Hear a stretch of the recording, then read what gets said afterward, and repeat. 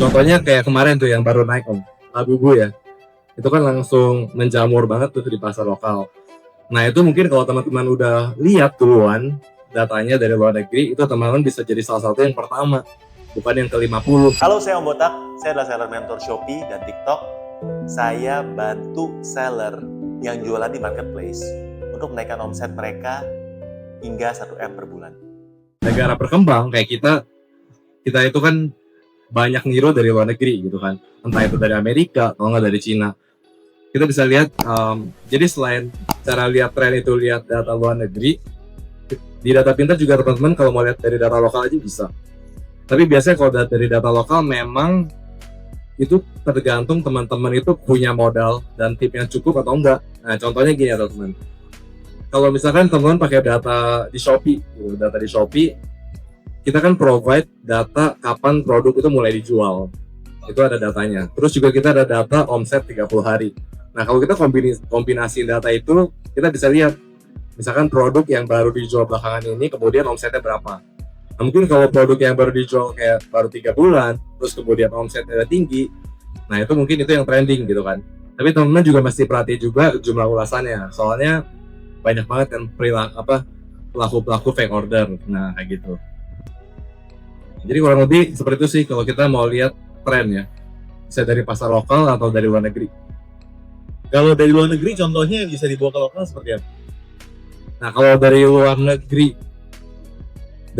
ya, contohnya kayak kemarin tuh yang baru naik Om, Labubu ya, itu kan langsung menjamur banget tuh di pasar lokal. Nah itu mungkin kalau teman-teman udah lihat duluan datanya dari luar negeri, itu teman-teman bisa jadi salah satu yang pertama, bukan yang ke-50 gitu kan. Karena kalau yang udah ke-50 ya pasti udah terlambat. Nah itu salah satu contohnya. Jadi kalau lihat di data pinter itu ada satu produk yang lagi rame, tapi dia penjualannya itu dibuat listingnya 1 tahun yang lalu. Apakah itu masih bisa dijual atau enggak? Nah dari Om, lalu ke Om Gani ya di situ. Dari 1 tahun yang lalu. Ya. Jawabannya tergantung ya. Mungkin kalau kita bilangnya ngejar tren 1 tahun yang lalu, bisa iya bisa enggak. Kita mesti lihat juga kan jumlah kompetitornya. Kalau misalkan jumlah kompetitor udah banyak yang masukin, ya 1 tahun yang lalu ya kita masuk udah pasti kita susah gitu kan masuknya. Mungkin kalau udah 1 tahun yang lalu dan dia rame, mungkin kita harus cari angle lainnya gitu. Kita cari white space di market itu, di niche market itu kita cari white space-nya. Atau kita jual produk yang lebih bagus dari yang udah ada. Nah ini mungkin masih ada risetnya dulu sih dari baca-bacain ulasan produk yang udah laku. Oke, kalau dari Kang Gani gimana Kang? Oke, kalau ada yang setahun dan rame ya, lihat ada yang ngekorin nggak? Kalau ada yang ngekorin dan laku juga, nah balik lagi kata Om Baron tadi.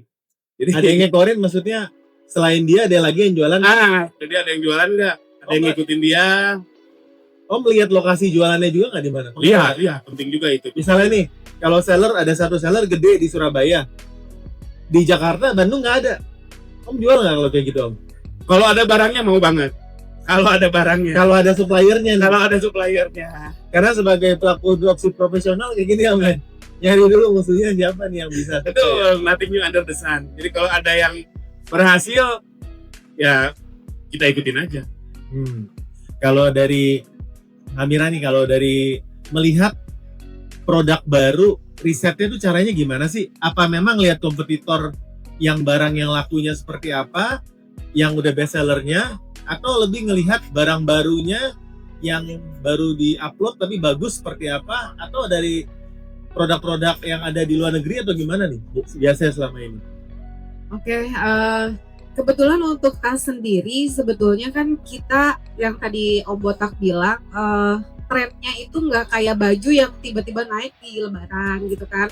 Jadi untuk tas itu kita bisa create momentum aja. Kebetulan di sini juga ada advisor saya, Torch, Om Ben ya, yang sama-sama di tas. Jadi kita tuh bisa create kayak misalnya di awal tahun orang mau mulai activity setelah liburan.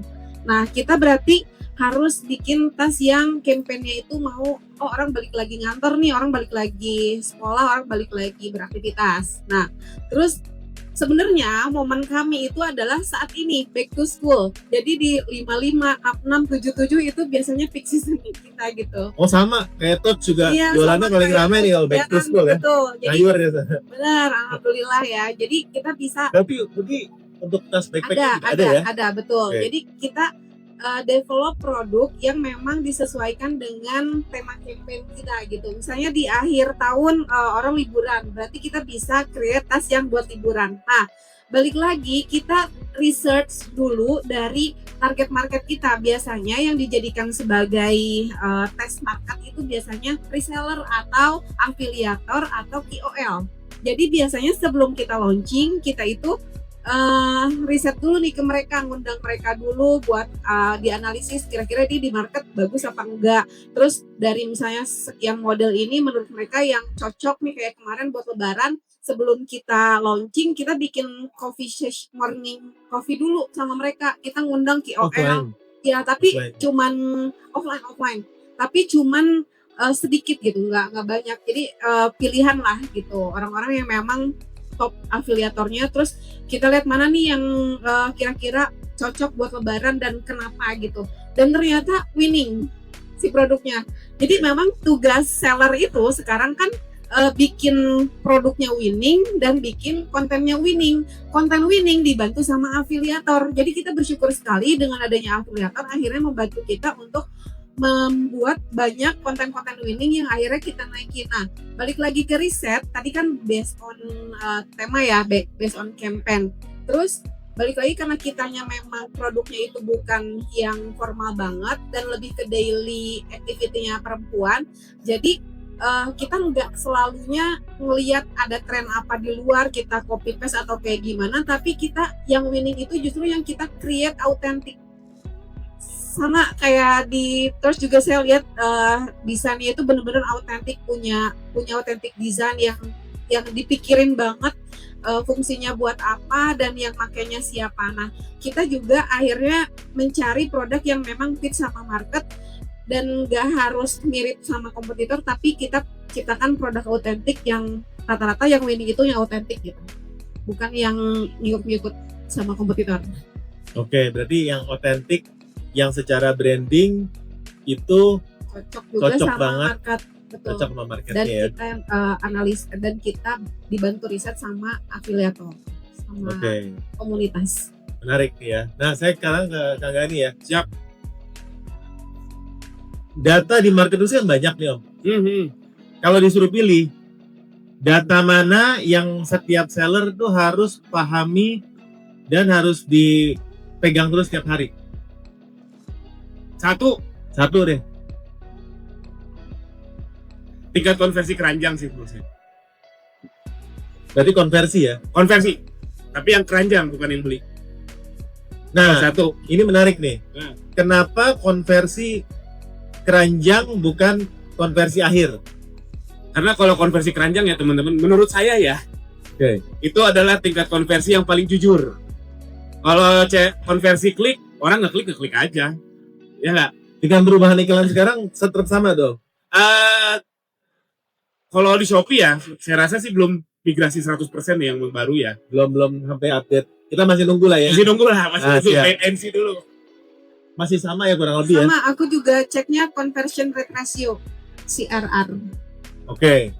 Nah, ini kenapa menjadi penting? Apakah karena konversi ini yang stabil, jadi orang tetap to chat ke keranjang walaupun belinya ntar, gitu ya, Kamira ya.